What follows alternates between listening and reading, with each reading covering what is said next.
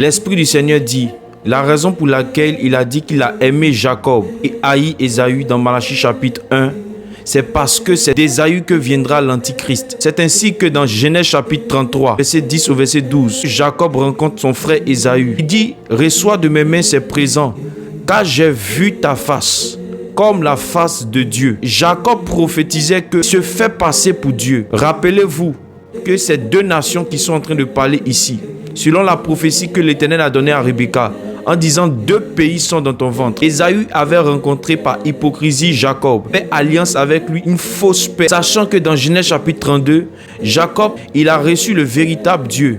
Il a changé son nom en Israël. Mais dans Genèse 33, il rencontre quelqu'un qui se fait passer pour Dieu. Il dit, j'ai vu ta face, comme la face de Dieu. Et il voulait même contrôler Jacob. Ésaü dit, je vais te donner mes gens.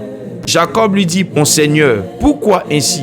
Jacob avait compris que ce gars voulait le contrôler. L'Esprit du Seigneur disait que par cette alliance que l'Arabie Saoudite va tisser avec Israël, ça sera un temps de contrôle, de domination sur Israël. J'ai aimé Jacob et j'ai haï Ésaü.